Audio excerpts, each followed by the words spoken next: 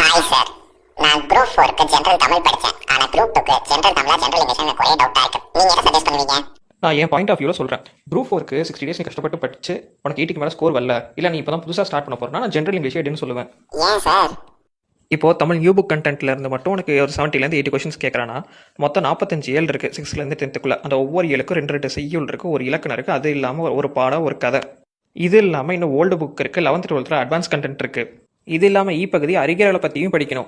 ஆனால் ஜென்ரல் இங்கிலீஷில் 25 போயம், ஒரு நாளைக்கு 5 போயம் அசால்ட்டாக படிக்கலாம். 5 நாளில் முடிஞ்சிடும். 2 நாள் ரிவிஷன், மொதல் வாரத்தில் பார்ட் பி ஓவர். அடுத்து ப்ரோஸ், ஒரு நாளைக்கு 5 ப்ரோஸ்ங்கிறது ரொம்ப ஈஸியாக முடிக்கலாம். 3 நாளில் ப்ரோஸ் முடிஞ்சு போயிடும். 4வது 5 நாள் பயோகிராஃபி, அதில் பாதி பயோகிராஃபி ஐஎன்எம்லேயே நம்ம படிச்சிருப்போம். அடுத்து பார்ட் ஏ, ஒரு நாளைக்கு 2 மெமரைசிங்கும் ஒரு அண்டர்ஸ்டாண்டிங் டாபிக்னு எடுத்துக்கிட்டா 7 நாள் அதையும் முடிச்சிடலாம். இப்போ 21 நாள் டாபிக் முடிச்சுட்டு அடுத்து இன்னொரு 7 நாள் ரிவிஷன். இதெல்லாம் நம்புற பையா இருக்கு. 20 டேஸ் படிச்சு ரிவிஷன் பண்ணிட முடியுமா?